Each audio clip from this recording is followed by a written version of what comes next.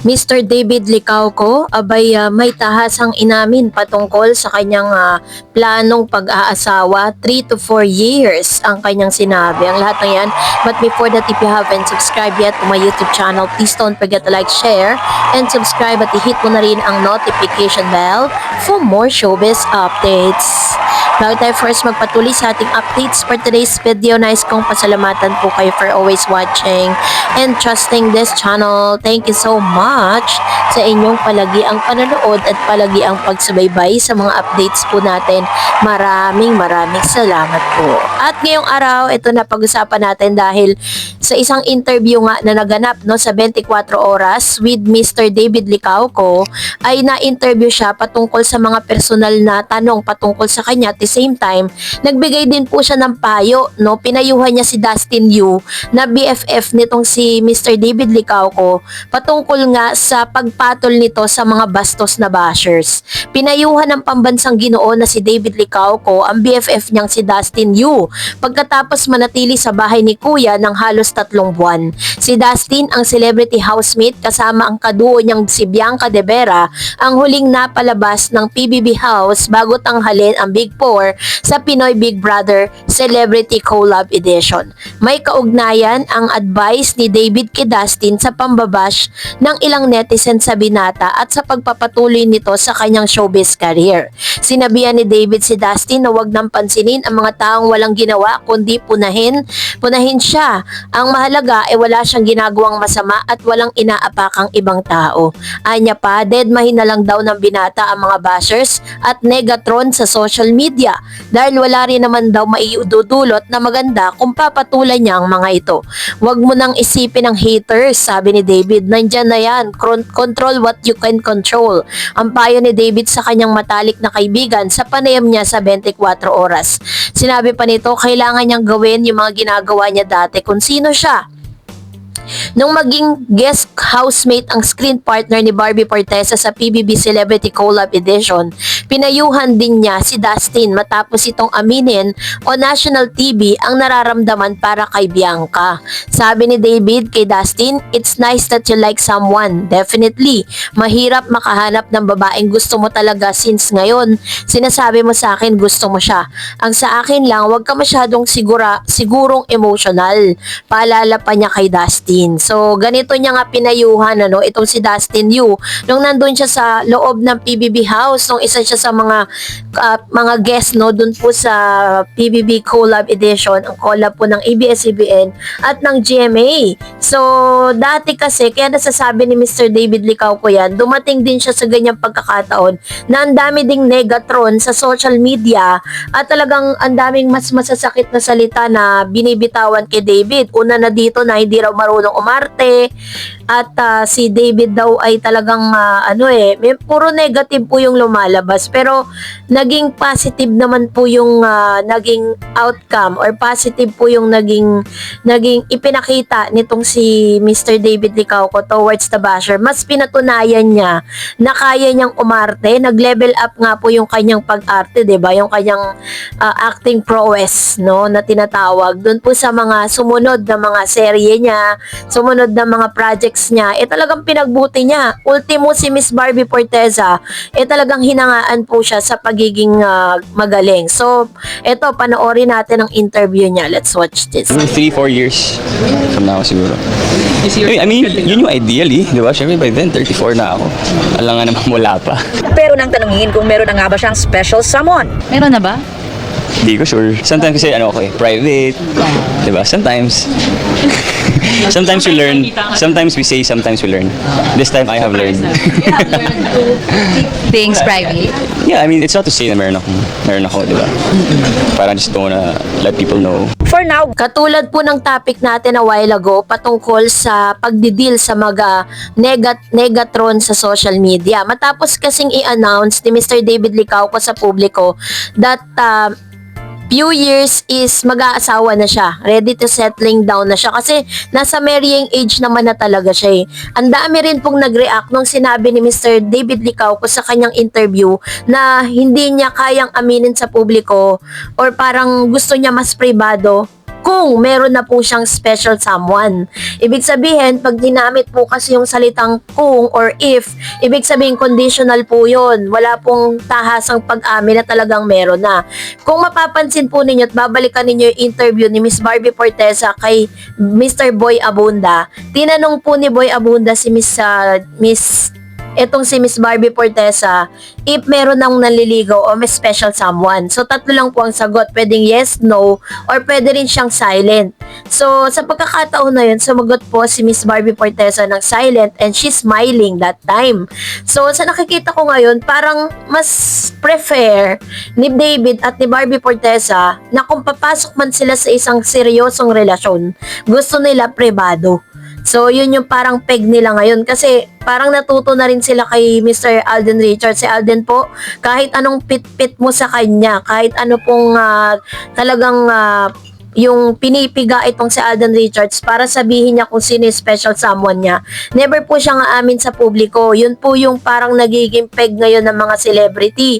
No, kasi sinasabi po ng marami na kapag daw po nalaman ng publiko na may karelasyon ng isang artista, hahanapan ng mali, hahanapan at sisiraan. So, ganun po yung nangyayari. Kaya ngayon, natututo na rin ang mga celebrity ngayon na parang mas ipribado pa yung kanilang mga special someone, ano. So, hindi naman po sa umaasa tayo, 'di ba? Hindi para po paasahin po kayo, no? Pero sa nakikita ko kasi parang parehas sila ng tema sa pagsagot ng mga question.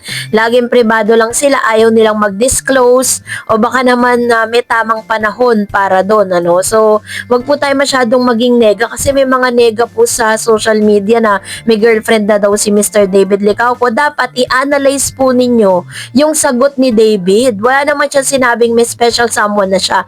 Sinabi niya doon, if may special someone na siya, hindi po yun para i-announce sa publiko. Kung itatranspose natin yung kanyang sinabi dun sa interview. Kasi minsan kasi nagkakaroon ng maling connotation dahil mali yung interpretation dun po sa narinig nating statement. Dun kasi nagkakaroon ng kalituhan, 'di ba?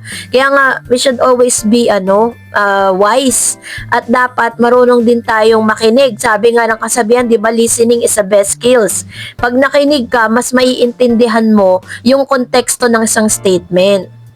So, yun yung ngayon yung usap-usapan sa social media ngayon na sobrang litong-lito sila dun sa mga sinabi ni David Licauco. Ako po naniniwala na si David, kung meron man siyang special someone na nakikita ngayon, kung meron ng special someone na talaga nagpapatibok na sa kanyang puso, mas gugustuhin po niya na ipribado yan dahil sa dami ng mga gustong sirain kung sino man yung kanyang karelasyon. Kaya mag-antay lang tayo, wag tayo masyadong magmadali dahil alam ko in God's perfect time is malalaman din natin yan kasi hindi naman yan malilihim kahit ano pong lihim nilang gawin.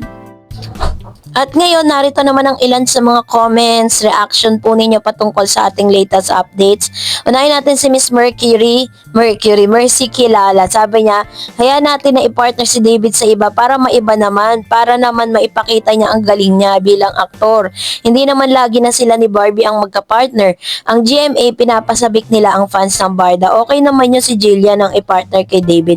Pero na-debunk na po yun at hindi po totoo yun. Sabi ni Miss Nancy, sana tulad mo positive lang ang vlog di tulad kay Jim. Puro lang mga kesyo kaya 3 to 4 years mag-aasawa na si David kasi yung Alex new girlfriend ni David mag-attorney daw. Lakas tama talaga, if ever man na totoo magagawa natin, di naman natin pwedeng saklawan ng isip at puso nila. Wala tayong pake alam doon sa personal love life nila. Fans lang tayo at tayo masusunod. Di tayo masusunod kung sila ang magdidesisyon. Basta ako, wait lang, relax sa Barda. 3 to 4 years, bahala na si Lord sa Barda, which is very true. I like this comment. Tama naman, 'di ba? So, ano man ang maging desisyon nila in the future, or kung sino man yung gusto nila makasama, or sino man yung gusto niyang pakasalan, desisyon niya na po yun, 'di ba? Sabi ni Miss Radiadi, Singapore. Barda always and forever. Thank you so much po sa laging positive sa Barda. Nakakatawa si Jean. Guardia, umamin na naman daw si David na may girlfriend na at si Alexandra nga daw yun. Alam nyo, hinahanap ko po talaga yung Alexandra na yan ha. Wala talaga ako makita. And sabi ni Miss Sally, kapag hindi si Barbie, leading lady, hindi ako manonood. Kahit Barda ako kasi ngayon kaya na ni David mag-isa, napabayaan na niyang love team niya. Hindi nga niya Jillian Ward, walang sinabi yun, OA pa. So, parang nangangahulugan na hindi talaga fans ni Miss Sally or hindi fans si Jillian si Sally kasi ayaw niya nga kay Jillian. Pero magaling din si Jillian kasi nabigyan nga po siya ng award eh. Sabi ni Miss Pamela, Barda sapat na dapat sa hari ng Tondo, mas may chemistry ang Barda. Jemmy, bakit di nyo uli bigay ng si Barda ng project? Parang maging sino ka man, di ba? Wag na kayo lumayo, nandyan na ang Barda. Ayan, salamat Ma'am Chi Pamela. Haha, sabi ni Miss Madam Pinut. Umamin na si David, if you're expecting B&D to be an item real life, gumising kayo, love team lang sila for real and not for real. Ayan, sabi ni Miss Madam Pinut. So, let's give them the freedom to choose, no? Hindi naman po dahil sinusuportahan natin sila, hindi dahil talagang meron tayong, kumbaga parang gusto natin sila na talaga for life, 'di ba? Tulad ng sinabi ko kanina, meron po silang sariling desisyon. Sabi ni Miss Cesar, sabi po ni Mr. David, may gagawin daw po siyang action series at wala pong i-partner daw siya sana ni Barbie ulit. Okay. So, yun talaga yung merong series na gagawin, action series, pero ang gusto niya si Barbie kasi wala pa naman talagang dinidisclose kung sino ang makakapartner ni David Licauco sa kanyang upcoming series, 'di ba? And yun nga, let's wait for confirmation. Sabi ni Miss Trini, Barda is real, I believe sila na low key lang tong avoid bashers. Dami ng hints nila. If you are keen observer, ang alay ng stars nila. Thank you, Miss Tarets, for your positive reaction about Barda. Actually po ako sa mga nakikita ko at kapag pinanonood ko yung mga interviews nila, sabi ko meron eh. Sabi ni Miss Minda Bukay, Ma'am Daret, salamat naman nandyan ka. Parehas kayo ni Sir Pekwa. Maganda ang paliwanag nyo sa amin ni Jim Barda. Puro paninira kay Barbie. Oh my God. Sabi ni Miss Mirna, good job David. Saludo ako sa'yo. Continue the good work. Ayan. So, nakapanood ko naman po yung mga vlog si Jim, no? And, ano niya kasi yun eh, parang pananaw niya kasi yun na dun sa mga na-observe niya, 'di ba? And sabi ni Miss Pinay, Taho lovers, Barda so sad nga lang mismo. Ang GMA nga nag-devolution ng Barda Love Team, ganong nakapakalas ang chemistry nila, ang dalawa. Marami nga silang endorsement, urong-sulong ang projects ng Barda. Ayan, to naman yung kanyang observation, which is very true, 'di ba? So, siguro bibigyan din naman po ng project ng GMA ang Barda. So, that's it for today. For more videos and updates, please don't forget to like and subscribe. And please don't forget to follow my Facebook page, Dar Eds TV. God bless everyone!